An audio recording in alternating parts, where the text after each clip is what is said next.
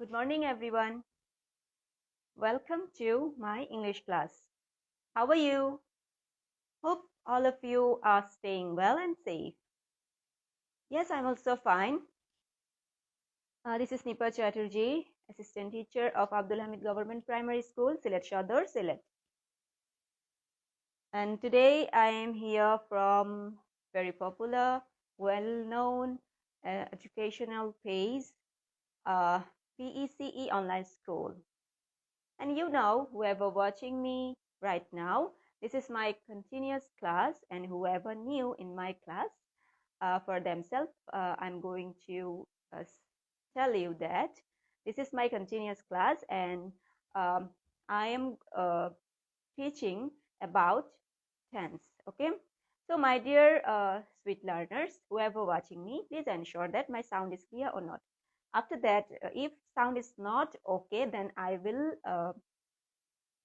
put off my speaker system. Okay, so just let me know my sound is okay or not.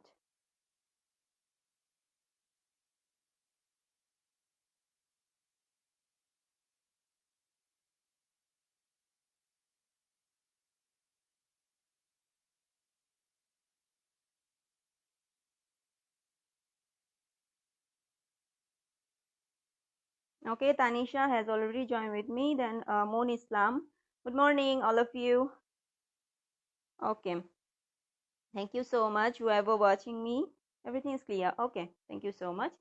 Now I'm going to start. Okay, do you remember what have we learned in our last class?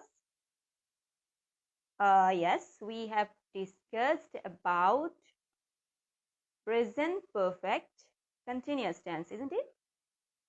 So today we are going to start second part of tense. Okay, আমরা জানি টেন্সের তিনটা অংশ, কি কি সেটা?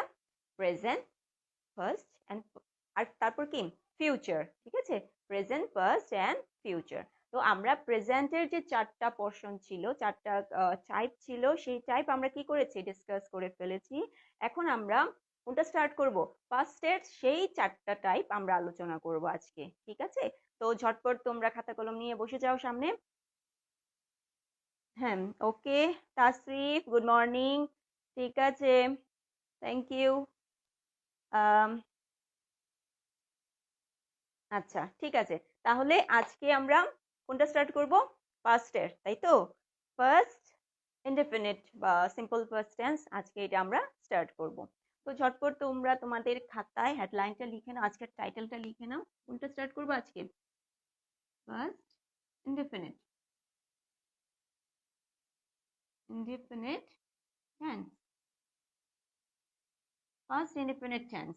ওকে, আজকে আমরা এটা আলোচনা করব। তো প্রথমে আলোচনার শুরুতে আমি একটু মনে করিয়ে দিই, ফার্স্ট ইনডেফিনিট টেন্স বা টেন্স মূলত কিসের উপরে ডিপেন্ডেন্ট? মূলত হচ্ছে ভার্বের উপর ডিপেন্ডেন্ট, তাই তো? সেন্টেন্সের মধ্যে শুধু চেঞ্জ হবে কি? ভার্বটা চেঞ্জ হবে, ঠিক আছে? তো এখন দেখো আমরা কিসে চলে আসছি? পাস্টে চলে আসছি। আমরা এতদিন এর আগের যে ক্লাসগুলো ছিল, এর আগের ক্লাসগুলোতে আমরা প্রেজেন্ট নিয়ে আলোচনা করেছিলাম। প্রেজেন্ট মানে কি? বর্তমান, ঠিক আছে? প্রেজেন্ট মানে কি? বর্তমান। তো আজকে আমরা কি নিয়ে আলোচনা করব? ফার্স্ট নিয়ে আলোচনা করব। ফার্স্ট মানে কি? অতীত।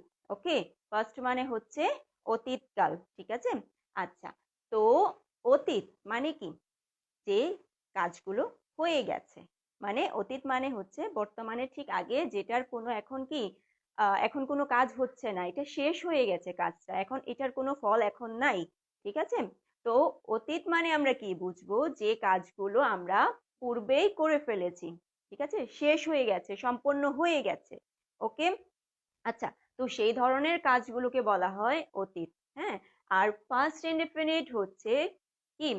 অতীতকালে কোনো কাজ যদি শেষ হয়ে গেছে এবং এটার কোনো ফল এখন আমরা আশা করতে পারি না, সেই ধরনের কাজগুলোকে আমরা বলবো ফার্স্ট ইনডেফিনিট টেন্স বা সিম্পল ফার্স্ট টেন্স। ঠিক আছে, বোঝা গেছে? আমি জাস্ট একটু তোমাদেরকে ভেঙে ভেঙে বোঝানোর চেষ্টা করছি। ওকে, থ্যাংক ইউ তাসরিফ যে তুমি আমার ক্লাস শেয়ার করেছো। ওকে, তারপর মুন।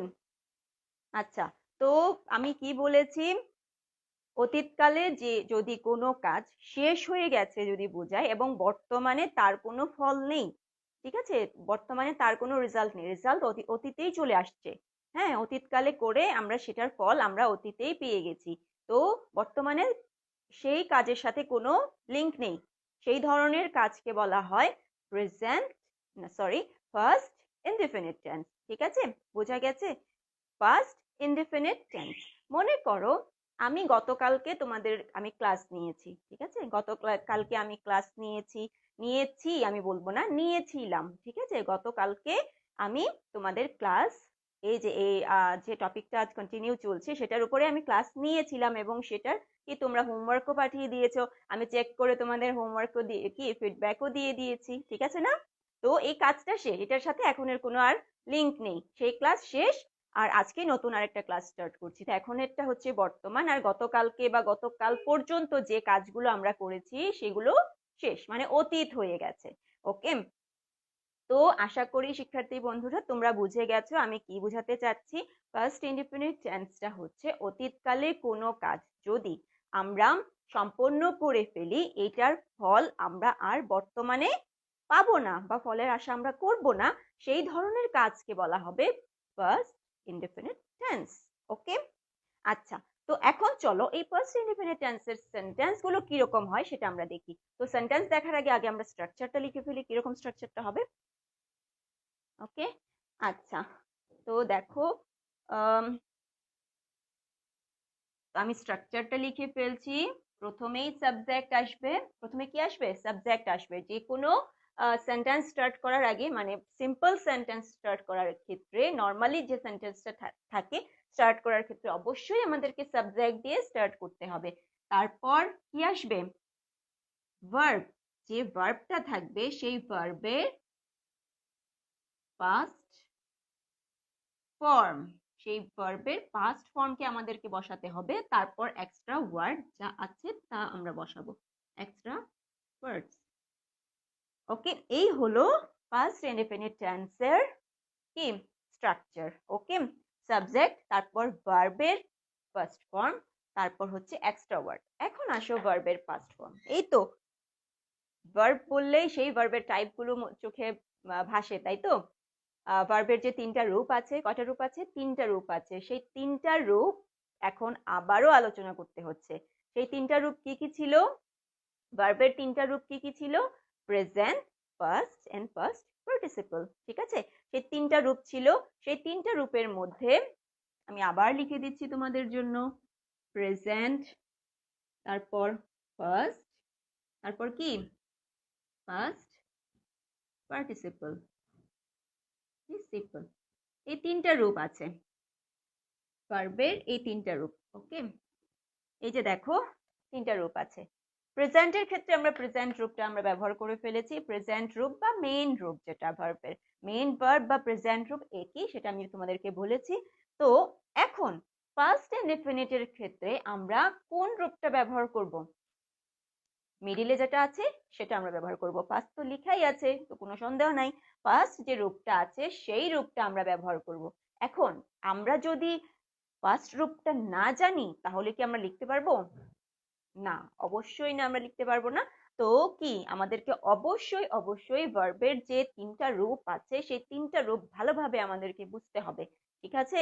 তো পাস্ট রূপটা, ভার্বের পাস্ট রূপটা কোন ভার্বের রূপ, পাস্ট কিরকম, সেটা আমাদেরকে অবশ্যই আগে থেকে জানতে হবে যদি পাস্ট ইনডিফিনিটে কোনো সেন্টেন্স আমাদেরকে লিখতে হয়। ওকে, আচ্ছা, তো তোমাদের জন্য I was it right. Tasrif, I was it right. আচ্ছা, আমি তাসরিফের এটার আনসারটা আমি পরে দিব, ঠিক আছে? আচ্ছা, তো দেখো এখানে আমি কি বলেছি, সাবজেক্ট প্লাস ভার্বের পাস্ট ফর্ম, ঠিক আছে? এখানে দেখো এখানে অন্য কোনো কিছু আমাদের ব্যবহার করার কথা বলা হয়নি। স্ট্রাকচারে একটু ভালো করে খেয়াল করো, এখানে বলেছে মেইন ভার্ব, আমাদের যে মেইন ভার্বটা থাকে সেই ভার্বটা আমরা এখানে ব্যবহার করব। ওকে, অন্য কোনো ভার্ব আমরা ব্যবহার করব না। তাসরিফ, তোমার জন্য বলছি যে এখানে অন্য কোনো ভার্ব ব্যবহার হবে না, শুধু মেইন ভার্বটা ব্যবহার হবে। হ্যাঁ, এখানে মন কারেকশন করে দিয়েছে। Thank you Moon. ওকে, তাসরিফও এখন বুঝে গেছে আশা করি, ঠিক আছে। হ্যাঁ, তো তাসরিফ আশা করি তোমরা এখন বুঝে গেছো যারা যারা আছো। মন তো এমনিতেই অনেক ভালো। আচ্ছা, আর হুম, তো দেখো, এখন দেখো আমি কি বলেছি, সাবজেক্টের সাথে ভার্বের পাস্ট ফর্ম বসবে। পাস্ট ফর্ম বসবে, তারপর এক্সট্রা ওয়ার্ড গুলো থাকবে, অন্য কোনো কিছু কিন্তু এখানে আমরা ব্যবহার করতে পারবো না, ঠিক আছে। এখন চলো আমরা আগে ভার্বের যে চেঞ্জ রূপটা সেটা আমরা দেখি। এখানে তোমরা ব্যবহার করেছো ইট, হ্যাঁ, ইটটাই আগে দেখি। ইট, ইটের ফার্স্ট ফর্ম হচ্ছে এইট। এটা কিন্তু আমাদেরকে মনে রাখতে হবে, কেন হয়েছে সেটার কোনো এক্সপ্লেনেশন নাই, আমাদেরকে মুখস্থ করে নিতে হবে। ইট এর ফার্স্ট ফর্ম হচ্ছে এইট। ওকে, ফার্স্ট পার্টিসিপল লিখে দেই, যদি এখন এটার দরকার নাই। ইটেন, হ্যাঁ। তারপর টেক, টেক এর ফার্স্ট ফর্ম হচ্ছে টুক। তারপর টেকেন, ঠিক আছে। তারপর আর কি লেখা যায়, হাম, হামের ফার্স্ট ফর্ম হচ্ছে খেইম। তারপর আবার খাম। এরকম আমাদের চেঞ্জ রূপটা বসাতে হবে, ঠিক আছে। চেঞ্জ রূপটা আমাদেরকে বসাতে হবে শুধু পাস্ট, পাস্টের ক্ষেত্রে এই পাস্ট, তাও পাস্ট কোন পাস্ট, পাস্ট ইনডেফিনিট টেন্স, ঠিক আছে। পাস্ট ইনডেফিনিট টেন্সের ক্ষেত্রে আমাদেরকে এই যে অংশটা আছে, সেকেন্ড যে রূপটা আছে, মিডলে যে রূপটা আছে ভার্বের, সেই রূপটাকেই আমাদের ব্যবহার করতে হবে, ঠিক আছে। ওকে, তাহলে চলো আমি এটা এখন ক্লিন করে ফেলি। এখন আমরা এক্সাম্পল দিব, আমরা এখন এক্সাম্পল লিখি। কি লেখা যায়, এখানে তো লিখেছে I ate rice, I ate rice. আরো একটা ব্যাপার তোমাদেরকে বলে দেই, ফার্স্ট ইনডেফিনিট টেন্সের ক্ষেত্রে যখন তোমরা কি লিখবে, কোনো সেন্টেন্স লিখবে, সেই সেন্টেন্সের একদম শেষের দিকে যদি পারো, অতীতকালে করেছো তো কাজটা, তো যদি একটু সময়টা উল্লেখ করতে পারো তাহলে বেটার হয়, ঠিক আছে। যদি সময়টা উল্লেখ করতে পারো, আই এইট রাইস তোমরা লিখেছো, হ্যাঁ, মনও লিখেছো, মন কারেকশন করে দিয়েছো তাসরিফেরটা। তো আই এইট রাইস যখন লিখবে, এইট রাইস কখন, তুমি কখন ভাত খেয়েছিলে, আমি ভাত খেয়েছিলাম, আমি ভাত খেয়েছিলাম। এখানে যদি তোমরা টাইমটা উল্লেখ করতে পারো, I ate rice yesterday, I ate rice last night, ঠিক আছে। এরকম করে যদি তোমরা সময়টা উল্লেখ করে দাও তাহলে সেন্টেন্সটা দেখতে সুন্দর লাগবে, ঠিক আছে। যদিও এখানে এক্সট্রা ওয়ার্ড এর পরে কোনো কিছু এখানে বলার নাই, এরপরও চেষ্টা করবে সেন্টেন্সটা যাতে বোঝা যায় যে অতীতকালে কোন সময় আমি কাজটা কমপ্লিট করেছি, ঠিক আছে। আচ্ছা, I came to Dhaka, I came to Dhaka last Monday, এরকম করে তোমরা বলতে পারো, হ্যাঁ। তারপর চলো আমি এক্সাম্পলটা লিখে দিই তোমাদের জন্য। এখানে লিখেছো কি, তাসরিফ নাকি কে লিখেছে এটা, আমি আসলে নামগুলো ভুলে যাই। I wrote a letter to my father, good, এই তো হয়েছে। I took a pen, excellent. I went to Dhaka to Rangamati last month, excellent Moon, এই তো হয়ে গেছে। হ্যাঁ, আশা করি এখন সবাই ক্লিয়ার। হ্যাঁ, এরা সবাই খুবই ভালো স্টুডেন্ট, খুবই ভালো স্টুডেন্ট, সবাই পারে। তারপর আর কি, you checked our homework yesterday, yes, এই তো এক্সিলেন্ট হয়ে গেছে। তারপর ওকে, তারপর কি লেখা যায়, they enjoyed my birthday party last evening, excellent. এই তো এইভাবে করে যদি তোমরা টাইমটা উল্লেখ করো তাহলে বোঝা যাবে এটা ফার্স্টের কোন সময়ে কাজটা সম্পন্ন হয়েছে, ঠিক আছে। তো কি এক্সাম্পল দেওয়া যায়, সাবজেক্ট ইজি একটা দেই,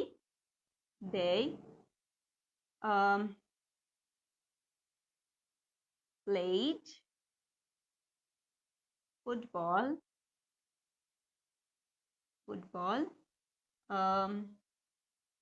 last evening,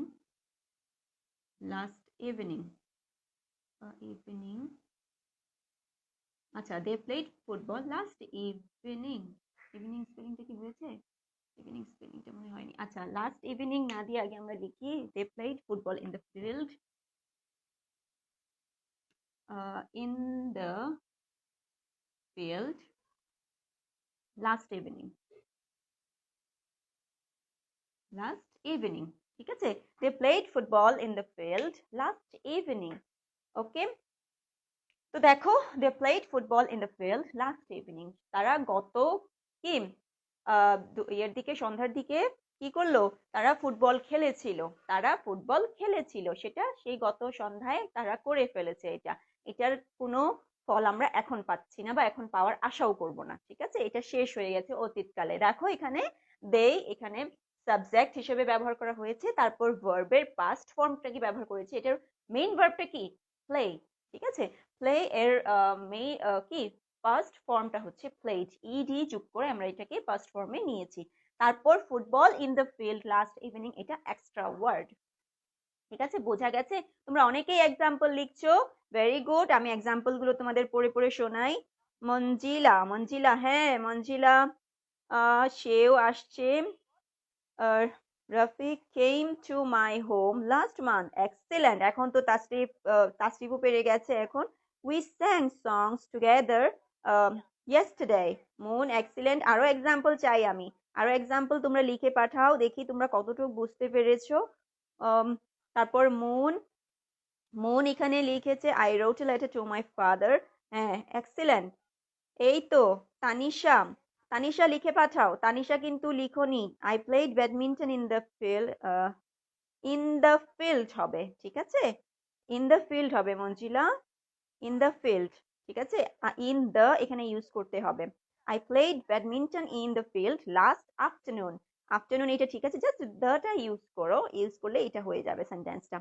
এক্সিলেন্ট, তোমরা এখন বুঝে গেছো, আই দিয়ে লেখা তোমরা বুঝে গেছো। আর শুধু আই দিয়ে লিখবে না, আমি ছাড়া অন্য অনেক ওয়ার্ড আছে সাবজেক্ট হিসেবে ব্যবহার করার জন্য, সেগুলো তোমরা ব্যবহার করবে। Our class teacher visited my house last month. Excellent, Moon. Okay. In the field, হ্যাঁ এখন হয়ে গেছে, এটা মনে হয় টাইপিং মিস্টেক। ওকে, সমস্যা নাই। ওকে, তারপর আর কি, আর কি তোমরা লিখে পাঠাও, দেখি তোমরা কতটুকু বুঝতে পেরেছো, সেটা আমাকে লিখে পাঠাও। হ্যাঁ, এখন এটার পর এটা যদি বুঝে থাকো, তাহলে ফার্স্ট ইনডেফিনিটের ক্ষেত্রে আমি তোমাদেরকে আরো একটা ব্যাপার বোঝাবো।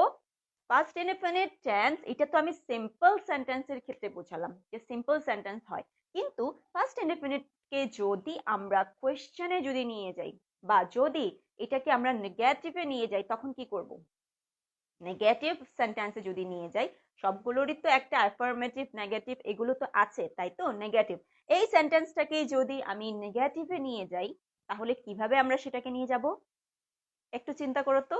দেখো, they played football in the field last evening, এটাকে আমরা জাস্ট নেগেটিভ করব, নট ইউজ করব। সেই নট ইউজ করার ক্ষেত্রে আমরা কি করতে পারি, তো একটু একটু না, একটু ট্রিকি, ট্রিকি বলা যায়, আবার খুবই ইজিও বলা যায়। দেখো এখানে they played football, এখানে মেইন ভার্ব এখানে আছে played, ফার্স্ট ফর্ম, ফার্স্ট ফর্মে আছে, এখানে মেইন ভার্ব হিসেবে এখানে কিন্তু নাই। তো আমরা এখানে বলতে পারি they played football in the field last evening, তারা ফুটবল খেলেছিল, মাঠে ফুটবল খেলেছিল গত কি সন্ধ্যায়, গত সন্ধ্যায় তারা কি মাঠে ফুটবল খেলেছিল। এটাকে আমরা নেগেটিভে যদি নিয়ে যাই, তারা গত সন্ধ্যায় মাঠে ফুটবল খেলেনি, তারা গত সন্ধ্যায় মাঠে ফুটবল খেলেনি, না বললাম। তো এখানে আমরা কিভাবে ব্যবহার করব, শুধু নটটা ব্যবহার করব। তো তো কিভাবে নট ব্যবহার করব একটু দেখো, they did not play football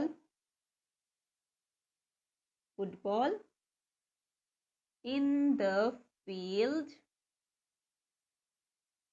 last evening. এইখানে দেখো, তোমাদের এখন কোয়েশ্চেন থাকতে পারে না যে ডিড নট আমি কোথা থেকে নিয়ে আসলাম, তো একটু ভালো করে খেয়াল করো, they did not play football in the field last evening. হ্যাঁ, লাস্ট ইভিনিং, এখানে দেখো কি ব্যবহার করেছি, did not ব্যবহার করেছি, তারপর প্লে, এখানে কিন্তু পাস্ট ফর্মে নাই, সেটা কি ফর্মে হয়ে গেছে, প্রেজেন্ট ফর্মে হয়ে গেছে, ঠিক আছে। তো স্ট্রাকচারটা তোমাদের জন্য আমি লিখে দিচ্ছি, যখন ফার্স্ট ইনডিফিনিট টেন্স এর ক্ষেত্রে কি হবে, পাস্ট ইনডেফিনিট টেন্সের ক্ষেত্রে নেগেটিভ যদি সেন্টেন্স আমাদেরকে ব্যবহার করতে হয়, নেগেটিভ কোনো কিছু যদি ব্যবহার করতে হয়, তখন নতুন আরেকটা ওয়ার্ডকে আমাদেরকে হায়ার করে নিয়ে আসতে হবে। ঠিক আছে, সেই নতুন ওয়ার্ডটা কি? সেই নতুন ওয়ার্ডটা হচ্ছে ডিড। নতুন ওয়ার্ডটা কি? ডিড। ঠিক আছে, এবং ডিডের সাথে যদি আমি নেগেটিভ ব্যবহার করি, নেগেটিভ কি? নট আমাদেরকে আনতে হবে। শুধু ডিড ব্যবহার করলে হবে না, নট নিয়ে আসতে হবে। ঠিক আছে, যেহেতু নেগেটিভের ক্ষেত্রে আমাদেরকে নট নিয়ে আসতে হবে। ডিড নট, এই ওয়ার্ডটা আমরা হায়ার করে নিয়ে আসছি এবং নেগেটিভের জন্য নটটাকে তো আমরা ব্যবহার করবই। সো আমাদের এটার প্যাটার্নটা কিরকম হবে, স্ট্রাকচারটা কিরকম হবে, একটু ভালো করে খেয়াল করো। যেরকম আছে সাবজেক্ট সেই রকমই থাকবে। তারপর কি? ডিড আমরা নিয়ে আসবো, ডিডের সাথে নট আমরা নিয়ে আসবো। তারপর যে ভার্বটা থাকবে সেই ভার্বটা মেইন ভার্বে থাকবে, মেইন ভার্ব। ঠিক আছে, মেইন ভার্ব বা ভার্বের প্রেজেন্ট ফর্ম এরকমও বলতে পারো। ভার্বের প্রেজেন্ট ফর্ম, ভার্বের প্রেজেন্ট ফর্ম হবে, তারপর এক্সট্রা যা আছে তা। ঠিক আছে, একটু ভালো করে বোঝো এই ব্যাপারটা। এই ব্যাপারটা অনেকেই কিন্তু ভুল করে থাকে। ঠিক আছে, এই ব্যাপারটা দেখো একটু কিরকম হবে। নেগেটিভের ক্ষেত্রে সাবজেক্ট থাকবে, সাবজেক্টের পরে একটা ডিড নট আমরা ব্যবহার করব। তারপর কি? মেইন ভার্ব থাকবে, মেইন ভার্ব অথবা ভার্বের প্রেজেন্ট ফর্ম, একই কথা। ঠিক আছে, বোঝানোর জন্য আমি এখানে লিখেছি যে মেইন ভার্বের প্রেজেন্ট ফর্ম, তারপর এক্সট্রা। এখন তোমাদের প্রশ্ন কি? ডিড নট এখানে ব্যবহার করেছি, ডিড নটটাকে আমরা হায়ার করে নিয়ে এসেছি, এটা কোনো কথা নাই। তাকে নেগেটিভ করতে হলে ডিড নটকে অবশ্যই আমাদের নিয়ে আসতে হবে। কখন? ফার্স্ট ইনডেফিনিটের ক্ষেত্রে।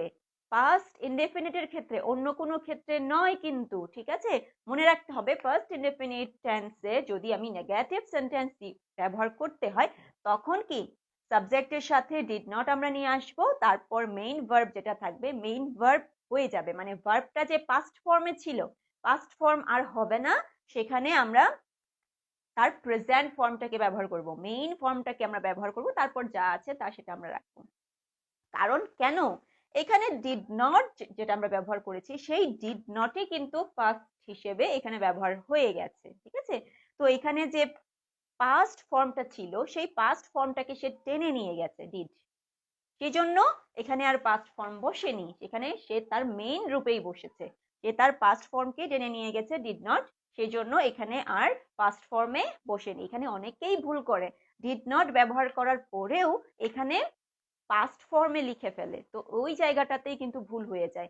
ডিড যদি আমি ব্যবহার করে ফেলি সেন্টেন্সের মধ্যে কোনো জায়গায়, যদি ডিড ব্যবহার করে ফেলি, তখন আর পাস্ট ফর্ম বসবে না। ঠিক আছে, তখন আর পাস্ট ফর্ম বসবে না, মেইন ফর্মটাই বসবে, মেইন ফর্ম এখানে বসবে। ঠিক আছে, ক্লিয়ার? আশা করি তোমরা এখন বুঝে গেছো। আচ্ছা কি আচ্ছা দেখি, I did not go to play football. Very good,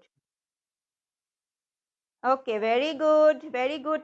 Tasrif কিন্তু বুঝে গেছেন। হ্যাঁ, I did not wrote any letter in last month. Hmm, okay. Seema did not go to the supermarket. Okay, very good, এই তো হয়ে গেছে। প্লিজ। আচ্ছা আচ্ছা আচ্ছা, সমস্যা নাই তাসরিফ। তারপর কি? তোমরা লিখে পাঠাও। মন কোথায়? মন চলে গেল নাকি? মন দেখি কিছু লিখে পাঠাচ্ছে না। মন ঝটপট লিখে পাঠাও, এটা কিন্তু খুব ইম্পর্টেন্ট। হ্যাঁ, তানিশা লিখে পাঠিয়েছে ডিড নট প্লে ব্যাডমিন্টন। এই তো এখন হয়েছে, I did not play badminton. Okay, badminton লিখেছো, অন্য কোনো সাবজেক্ট দিয়ে তোমরা লিখতে পারো।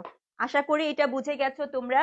নেগেটিভ যদি করতে হয় তাহলে আমরা এইভাবে করে আমরা ব্যবহার করব। ঠিক আছে, তারপর এখন আসো, যদি এই ফার্স্ট ইনডেফিনিটকে যদি আমরা ইন্টারোগেটিভে যদি আমরা নিয়ে যাই, ইন্টারোগেটিভে নিয়ে গেলে কিভাবে হবে? ইন্টারোগেটিভে যদি আমরা নিয়ে যাই, ইন্টারোগেটিভে নিয়ে গেলে কিরকম হবে দেখো। ডিড ডিড নিয়ে আসতে হবে, তারপর আসবে সাবজেক্ট, তারপর আসবে ভার্বের প্রেজেন্ট ফর্ম, তারপর কি? এক্সট্রা ওয়ার্ড, তারপর কোয়েশ্চেন মার্ক, যেহেতু এটা ইন্টারোগেটিভ প্রশ্নবোধক বাক্য। হ্যাঁ, তো সেজন্য আমাদেরকে কি করতে হবে, একটা কোয়েশ্চেন মার্ক লাস্টে ব্যবহার করতে হবে।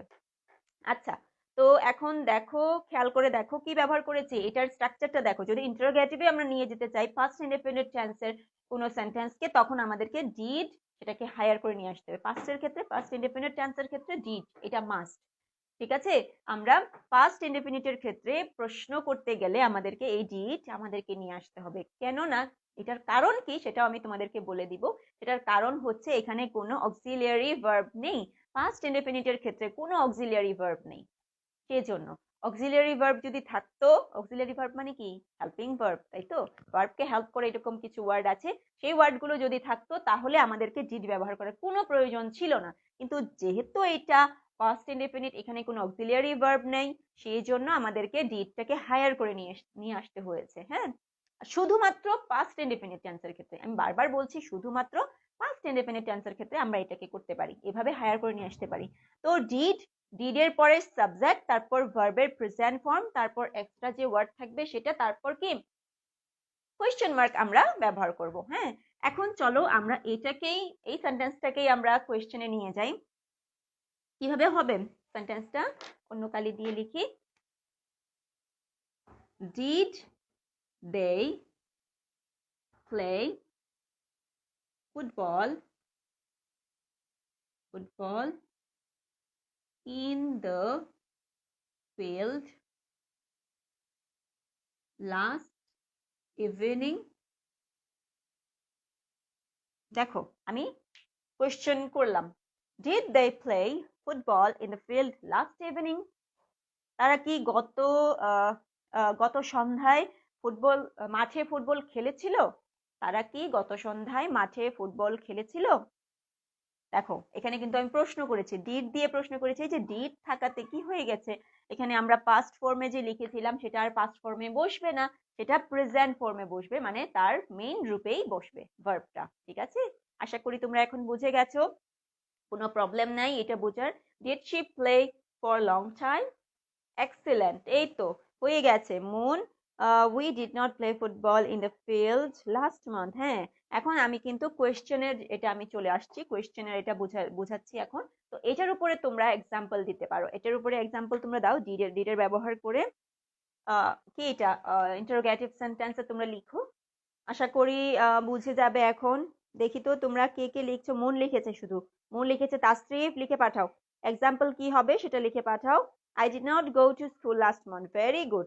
তাসরিফ এখন কোয়েশ্চেন যে সেন্টেন্সটা আছে, ইন্টারোগেটিভ যে সেন্টেন্সটা আছে সেটার উপরে লিখে পাঠাও। হ্যাঁ, আমি দেখি তোমরা কতজন পেরেছো, আমি খেয়াল করি। হ্যাঁ, তারপর আর কি, আর কোথায়? ওকে, আশা করি তোমরা পারবা লিখতে।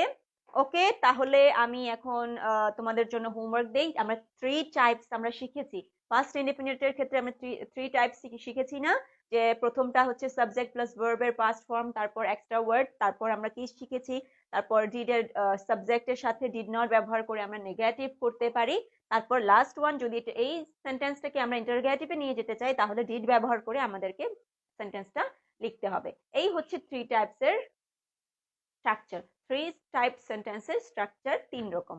এটা আশা করি তোমরা এখন বুঝে গেছো। এখন তোমাদের জন্য আমি হোমওয়ার্ক দিব।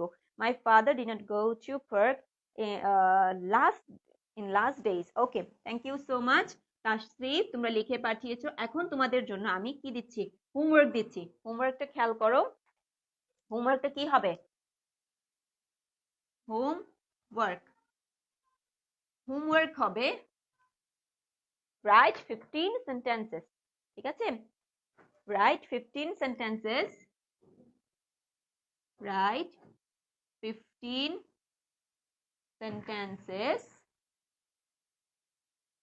by using free structure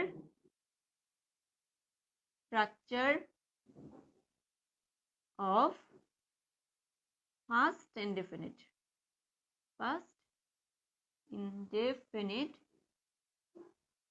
tense.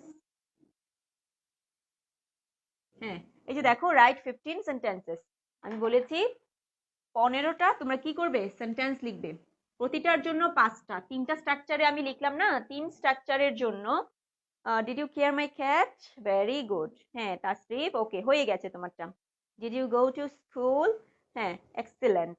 তারপর দেখো write 15 sentences by using 3 structures, এখানে এস লাগবে, 3 structures of first indefinite tense. হ্যাঁ 15টা তোমরা সেন্টেন্স লিখবে, প্রতিটা স্ট্রাকচারের জন্য 5টা করে, ঠিক আছে? আর বিভিন্ন সাবজেক্ট ব্যবহার করবে, শুধু আই দিয়ে লিখবে না, শুধু হি দিয়ে লিখবে না, শুধু দে দিয়ে লিখবে না, ঠিক আছে? 5টা, অনেক তো সাবজেক্ট আছে, বিভিন্ন ধরনের সাবজেক্ট ব্যবহার করে তোমরা 5টা করে টোটাল 15 সেন্টেন্সেস তোমরা লিখবে। ওকে আচ্ছা, did you scream loudly? Excellent. Okay, তো তোমরা অনেক ভালো লিখেছো। তো এখন আমি শেষ করতে চাই, কারণ আমার পরবর্তীতে অন্য একজন টিচার ক্লাস নিবে। তো আশা করি সেই ক্লাসটাও তোমরা জয়েন করো। ওকে আচ্ছা, তো thank you so much. I hope to see you in my next class very soon. Till then, keep studying, stay safe and healthy. Okay? Take care. Bye bye.